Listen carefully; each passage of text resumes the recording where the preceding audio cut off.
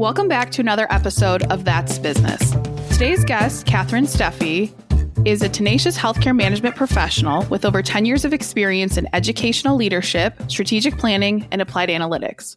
Her expertise is in people and team development, driving triple aim outcomes, growing and managing provider networks, optimizing revenue generation, and reducing waste. Personally and professionally curious. Lives in Grand Rapids with her husband, son, and pup, and she's looking forward to adding a daughter to the family in the fall. To her, there is no such thing as free time, but loves to decompress in the garden, in the kitchen, or with a good book. Katherine, thank you so much for agreeing to this. It's been, about a year since we connected last? It's been a while. Thanks for having me. Of course. And you have a whole kid on the way due soon, which congratulations again. Thank you. What have you been up to since the last year with this craziness? In short, lots. I left a role. I accepted a role. I withdrew from a role. I did independent consulting. I've accepted a new role that has really been a departure. It's been a little bit of a wild ride for the last year. And I would say my dirty secret, because we're just going to put it all out there right at the top of the hour, right? That's what we do. Yes. Is that I spent 10 years on the insurance side, healthcare insurance, and in analytics, or roles that were nested in the analytics department, and then ultimately network management. So, of course, this was after I said, well, I would never do network management. But this was a really fun opportunity to be able to teach physicians and physician organizations to think about healthcare costs and quality and data in a new way. And as you may have heard about healthcare costs, they're not nothing. Right. Yeah. So now I'm on the other side working for a healthcare delivery system as the director of pop health analytics. And I also serve as the administrator and convener for a program that extends our system's electronic medical record to independent affiliate physicians. It's a little bit of a departure from where I've been for the last decade, and I'm loving the work and I'm loving the challenge. I really view those two sides of my dual role as the short and long-term components serving the same goal. We need, as a system, to get the right information in front of administrators and providers to be able to treat patients better for reasonable costs under new healthcare payment models. And it's all about transformation. And what made you, because you are this very passionate person, where did this kind of love for or want to kind of like help people? Because, and of course, I always rant about this too. Like, yeah, healthcare is expensive. I got a bill right here for something that they're like, you're clear, no big deal. But where did this passion come for wanting to help people, like really looking at the system, really being in such a influential role? Oh, man. The roles, I don't want to say they've happened organically, but you mentioned I was a very curious person. I am a very curious person. I'm not that person who knows what they want to do when they grow up. I never thought as a little girl, like, oh, I definitely want to be in population health analytics. I didn't know what the hell that was. Right. And I actually really didn't know that any of this world of healthcare existed, any of these jobs at first. I was very much on a path for law school, frankly. And then I was thinking about what would my life look like if I did the law track, and thought that is not what I want to do.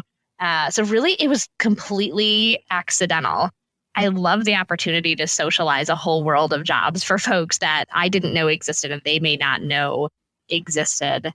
But I was actually in a class at the University of Michigan, the practicum in sociology class, where they allow you to do work in the community with various organizations, and they pair it with coursework and have it count as class credit. So I was doing an internship, for lack of a better term, in policy with an educational campaign that was really meant to reduce poor outcomes down the road. And I made the comment to someone one night, I was working at a bar in college, made the comment to someone, as we all do, right? Yes, of course. I am loving this, the idea that you can be in healthcare and not be clinical, not be a doctor or a nurse, because I knew that wasn't for me, and have an impact on people's lives to make it better was fascinating to me.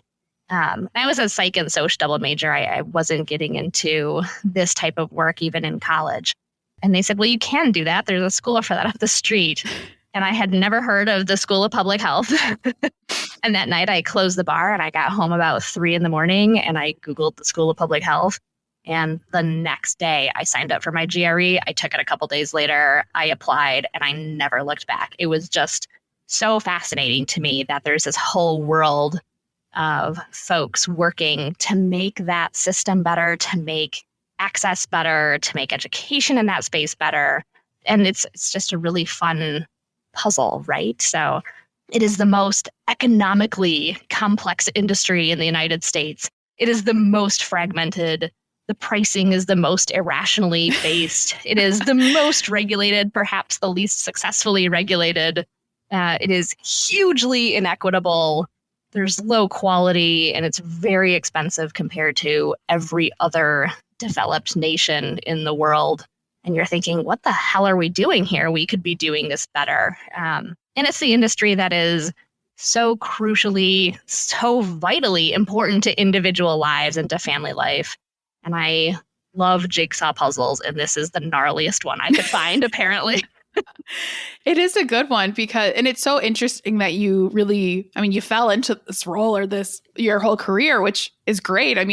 Because you said it absolutely right. And I just talked about this on, I think, the last podcast, but I didn't know what that was. You're doctor, nurse, that's really what you're told in high school and college is the routes you can go, or no healthcare positions for you. But that's so awesome. I love that.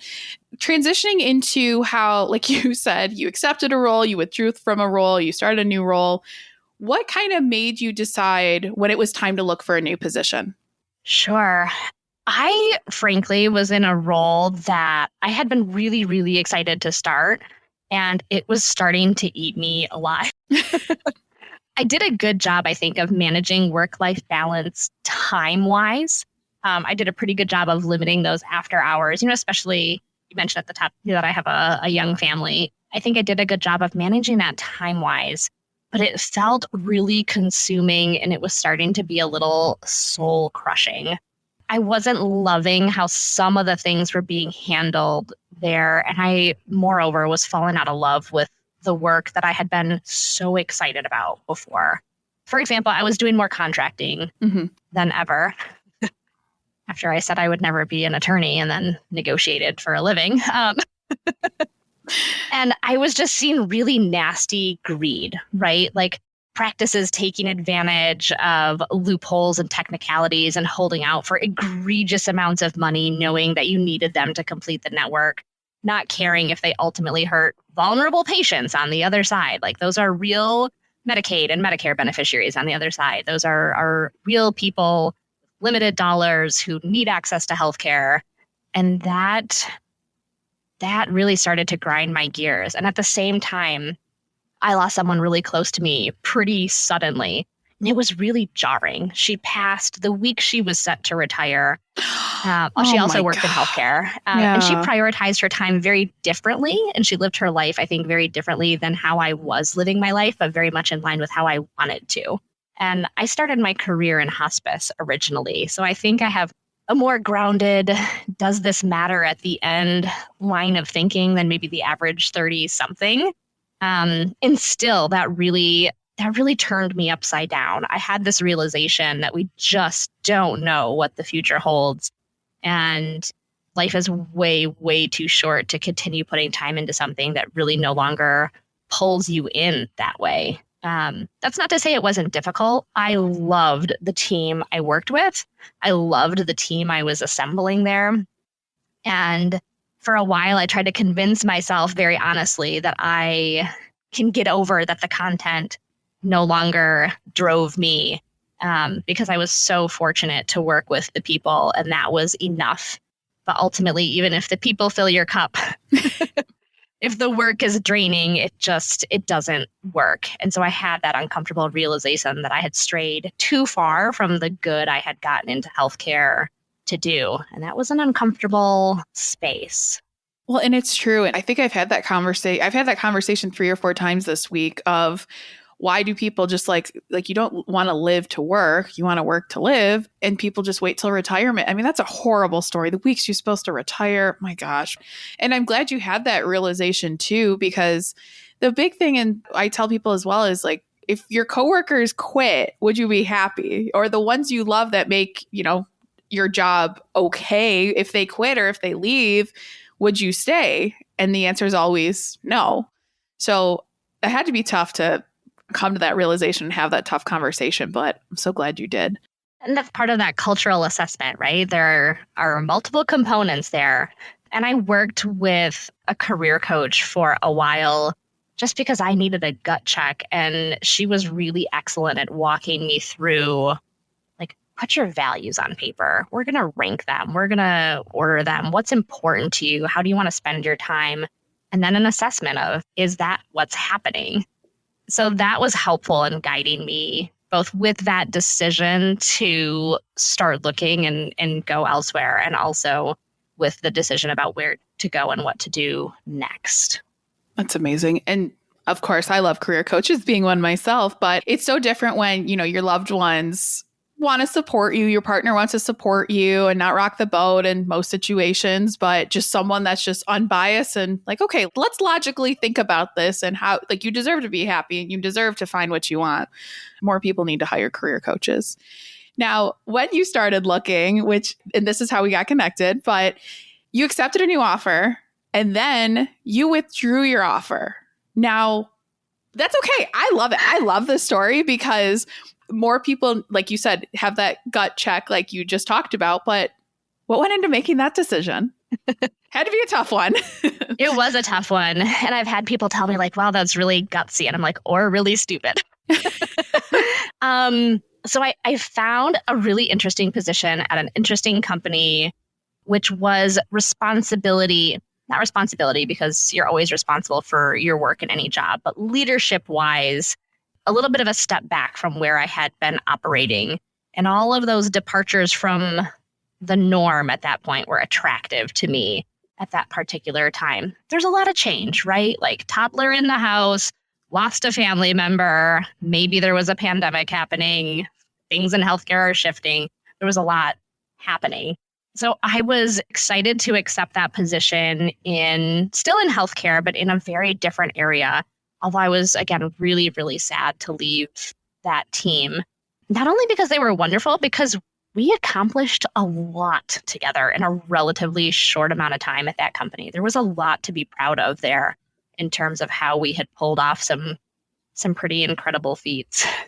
And I think content-wise, that new role, which was really more in a health informatics space, would have been a good fit, but I was starting to hear of a lot of cultural issues.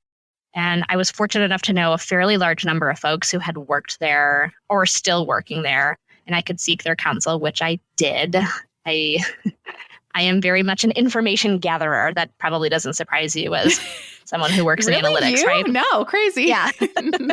Very much an information gatherer when it comes to those types of decisions.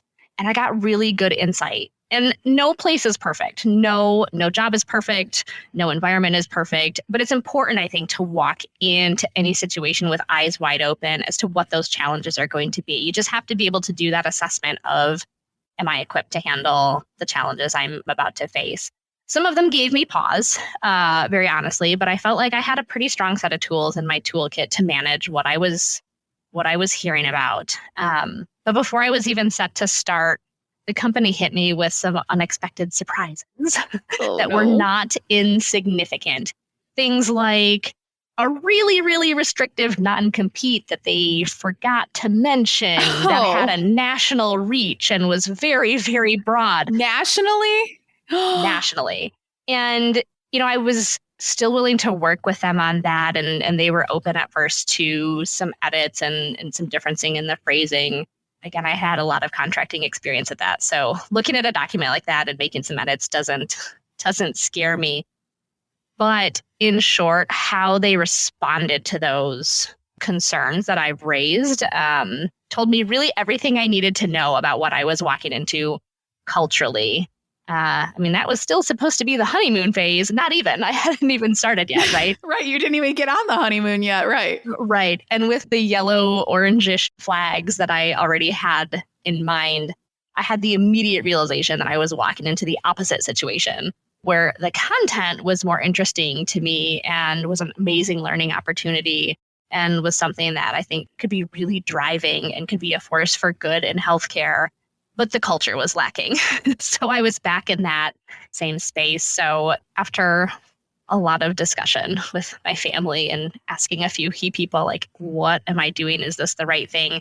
It really wasn't fair to either of us for me to start something that I knew going in probably was not going to be the right fit. So I took the terrifying step of withdrawing and being unemployed for the first time since I was about 15. Which is crazy to think about. With anything, I mean, even a job offer, you want to trust your gut on it too. And people should. I mean, you have a great network of people, that's clear. But even just like you can look online and see company or on LinkedIn and see company alumni, like, why'd you leave? It's a simple ask. But yeah, no job is perfect. But in your gut, if you're knowing something's off, and think if you signed that NDA, which was crazy, and then you started, you would have screwed yourself long term anyways. So it worked out, but terrifying to do for sure. Yeah. Okay. Another thing I've done, I have met, because we have a few mutual friends, mutual networks of people that we both run in, but I've met so many people, and you've referred me so much business, and I'm forever thankful for you. But I've met so many people that have been under your leadership, and every single one, whether they worked with you 20 years, well, really 15 years ago, recently, have all said incredible things about you.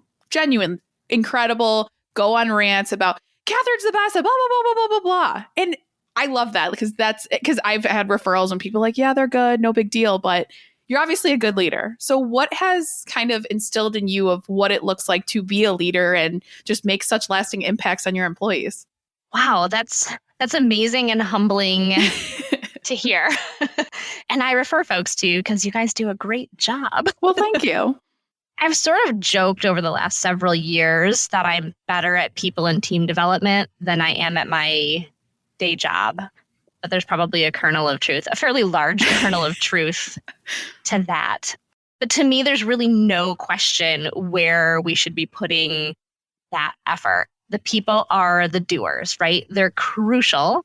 They're human first. You have to recognize that. And so when I don't know that I have a leadership philosophy, so to speak, but it's not only the right way to treat people, but it's also the right way to do business.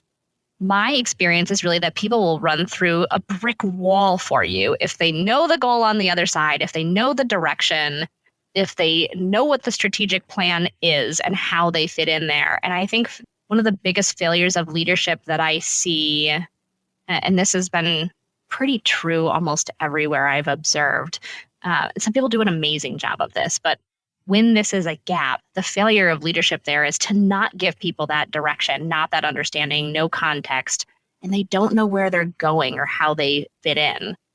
So equipping folks with the full picture, I think, is the best context we can give them.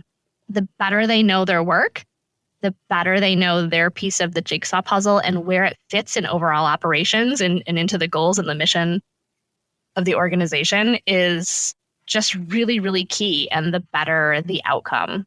So I think, you follow that pattern of adult learning, right? You build the box, like this is what we're trying to do here. This is how we're going to do it. And then you fill the box. So then next you regularly do those cultural assessments and you assess those development opportunities and then you work on them. We've talked a little bit about how no place is perfect, but folks realize that. Folks don't expect perfection necessarily. But if we're constantly striving to invest in that culture and invest in each team member's individual development, invest in the team development, people feel that commitment to improvement. There's absolutely no doubt. And it can be really small in terms of like, I care about you as a person. And like I said, you're human first. So you've got something going on and we're going to organize to drop off a meal. We want to take care of some things that you don't have to worry about then that you would otherwise have to worry about. Or it can be working with someone one-on-one on that personal development plan. And it can be infrastructural, right? I know right now we're building out a new dyad structure with one of the teams that reports to me to say, hey, we've got a lot of content that we cover. We've got some analysts on the team. Let's pair them up, right? Let's assign a primary and a secondary for each of these content areas. And that becomes a really, really clear development path. Oh, now I'm listed as secondary for all of these things. I don't know much, but two amazing things. One, now I have a list of things content-wise that I can start working on and get to know better. And two, I've been assigned a buddy for each of these, right? So it gives folks a much more comfortable path. And I think, feedback and development don't have to be scary. And I think in a lot of cultures they are. It's the only way we improve. And I really see it as the opposite. If you have someone who's having those development conversations with you, they care enough about you as a person and they care enough about you as a career, in your career, to be investing in you. Because it is time consuming. It is potentially easier in some situations to not engage in that work, especially when everyone's plate is full and there's no shortage of things. I'm sure this is true in other industries but healthcare, but there's plenty going on. It is, I think, for a lot of leaders, an easy thing to just push off to the side or say HR handles that, or, hey, we had one team retreat one time and we don't have to do this on an ongoing basis. But that's not how we, like I said, it's how you treat people and it's the right way to do business. That's not how we should be operating. Well, and those people will stay with you long term, and you're saving yourself and the company money by being a good leader. And, if people follow you, because I think you said some of your previous employees from years ago have followed you to other jobs, and that speaks wonders of who you are. But and speaking of which, working in healthcare, I cannot imagine the chaos you have dealt with over the last few years. But what was it kind of like working in healthcare during the pandemic? I mean, from we heard about this, is this really going to be a thing, down to, oh shit, for lack of a better term. Yeah, oh shit. I hope we're past most of the oh shit. Yes. But it was terrifying. It was humbling. It's guilt-inducing because I'm not a frontline clinician. In some ways, it was terrifying to be close enough to see what was happening, to see those waves coming at us, and having maybe a front row seat to things that on the other sides of life, you're hearing a lot of people say, like, this isn't happening, this is a hoax, they all died of something different, this is whatever, fill in the blank, right? So I think it was extra terrifying, and I had to do some gut checks. I'm like, how am I reacting to this? I think we've seen that manifest itself, particularly with clinicians. We've seen a hugely high burnout rate. The squeeze is everywhere in healthcare, but particularly clinicians. That's why I say it's a little bit guilt-inducing, right? I don't work in a hospital. I typically work fully remotely in the safety of my basement. Get to pop upstairs and have lunch with my son. That's fun. The exposure is different. The stress is different. Not watching people die all day long every day. It's different. And I think we're going to see those consequences in healthcare for several years. Right? People who are fresh out of nursing school are being thrown into ICUs and watching people die at a rate that was unthinkable even months before. But the entire experience was really eye-opening. I think if anything positive comes from the last couple of years, it's the painful realization of something that folks in healthcare operations already knew, that we are woefully underprepared to care for people in a new digital age and care for an aging population, right? I have my degree in public health and health management and policy, so I'm always tending to think a little bit bigger picture, and how can we be preventive, and how can we set up the infrastructure so that this better serves more people. That's what healthcare and public health in particular is all about. So when we think about being successful with keeping people healthy, which is really, like I said, the ultimate goal of medicine and in a value-based care world, at least, not just treating the sick people who show up. We need to reach out to people how they want to be reached out to. We need to be able to find them where they are. We want to be able to treat them how they want to be treated. And that landscape has shifted really, really rapidly, and I think was accelerated. I won't say exacerbated, accelerated by the pandemic. So that could be like my grandmother's model of care, right? Where they have a long-term in-person relationship with a primary care provider. That might be virtually with a primary care provider. That might be virtually on demand with any competent individual. They don't care if it's the same person, for a long-term relationship. That might be fully remotely. And in this age where we have so much ability to digitally monitor vitals and so many other things. I mean, there are so many wearables, there are apps on your phone. You can do an EKG at home. We really need to be able to set up that infrastructure so that access can meet demand, because that really hasn't been true in the pandemic. And payment models need to continue to adapt to reward providers for keeping folks healthy rather than just paying them when folks show up sick at their door. So we really need to be finding a way to reach people that resonates, because we saw very clearly with people in the pandemic that misinformation and health illiteracy can kill people. I can't even imagine what it's been like. And it's so interesting. It's interesting to see what the future will be like post-pandemic of, okay, clearly things need to change. Policy needs to change. Infrastructure needs to change like you talked about. But like you said, I think that is one of the positive things that has come out of it is just like, you can't have an oh shit again, because people are traumatized for life. I mean, it's ridiculous. But what advice would you give to someone that's listening to this podcast or maybe interested? Because I do work with a lot of people who are passionate just like you and want to make a difference. But what advice would you give to someone like looking to get into your line of work? I guess one, know it exists, right? I was in a space where I was getting ready to apply for law school and didn't know that it existed. And being just open to those opportunities. So I told you how I fell into healthcare. I went to the insurance side right after grad school. That is the dark side. That I was the minority leaving grad school and going to the insurance side rather than a hospital, delivery system or straight into consulting. And I had a wonderful experience for a decade. It wasn't that dark. Yes. I think folks, the general public, view it as sort of a cash grabbing claims engine. But I'll share the example of the first insurance company I worked for, where I was there for 8 years. And they have a headquarters that was at the time, I think, a 4-building campus. One department on one floor adjudicates claims. That's it. Oh. That means that every other department on every other floor of every building on that campus, and we had some satellite campuses across the state as well, we're working to improve the health and the lives and transform healthcare. All of them were doing, and if you think about the motivation, it makes sense, right? Health insurers want you to stay healthy and well, because then everybody wins.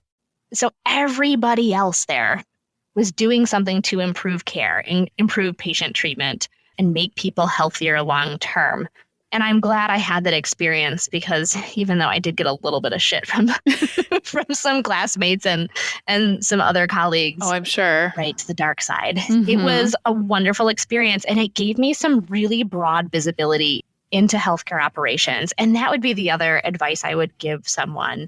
Think about that context. Think about visibility. I imagine this is true of any field, but both in line with sort of my philosophy on development and seeing the context for whatever you're working on, especially in an industry as complex as healthcare.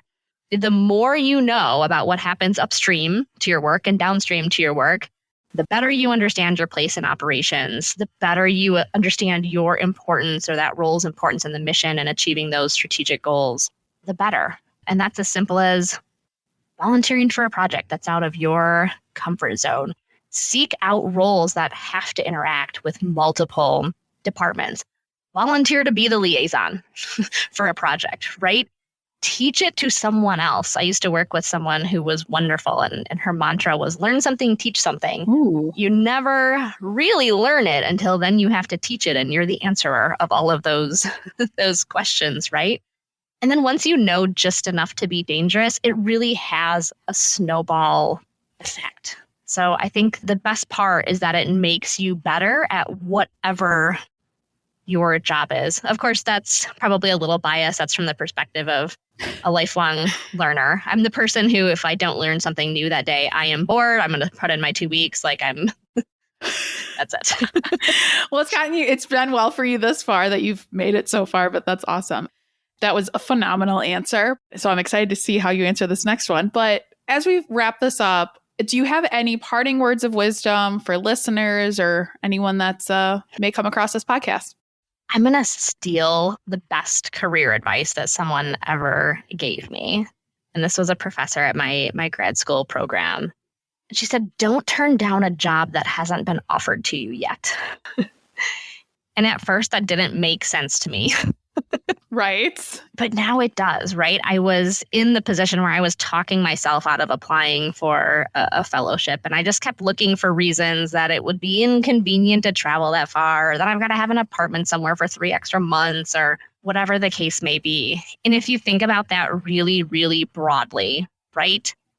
That's just be open to exploring any sort of inquiry like that. I mentioned that I'm not a person who knows what they want to do when they grow up. I wasn't dreaming of being in pop health analytics No, as a kiddo. Yeah. But I have found that if you follow what interests you, that passion grows. And to do that continuously, you have to be exploring. And really that has led me to roles I never thought I would have, to expertise I never thought I would gain. And it led me to people I never thought I'd be fortunate enough to work with, and have really been amazing forces in my life. And I've just continued to seek out whatever is fascinating to me. And it's always worked out. I've always been able to carve out a space for myself there. I think folks tend to be really concerned with finding a particular seat on the bus. And I've had leaders who were really, really frustrated with me, asking me to put together like a 5-year plan and a 10-year plan. List the position you want, list the chair you want to be in. And I was always maybe a bit obstinate, but like, how do I know that's going to be interesting to me at that point? Right? So I think both individuals and companies should be a little bit more open to getting the right people on the bus. And then I think finding the right seats, it sort of works itself out a bit. I think I'm going to steal that analogy because that was perfect, because it's absolutely true. And I hate the 3, 5, 10-year plan, because did you have a pandemic on your 3-year plan? I didn't. So yeah, no. Well, Katherine, it has been so much fun. Learned a lot of good information. Where can people find you if they want to pick your brain about what you do? Or yes, I was just going to offer that. I think that's probably part of my personality in wanting to help folks develop. I think that networking is always really, really important. They can find me on LinkedIn. I'm certainly on LinkedIn. Happy to see messages from folks if they have questions about healthcare or healthcare operations or public health, or how to get in, or what types of jobs are available, or anything else. Awesome. Well, thank you. And anyone listening, her LinkedIn is in the show notes here, so you can click on it, connect with Katherine. But again, thank you so much. This has been fun. And anyone listening, if you're in need of resume writing, career coaching, or looking to start a business, contact us for a free consultation.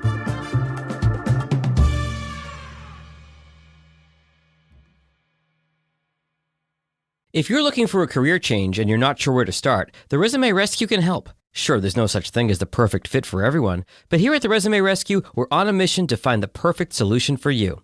Whether it's changing careers, updating a resume, learning LinkedIn, or practicing interviewing, we have you covered. Find us online at theresumerescue.com and find all of our contact info in our show notes.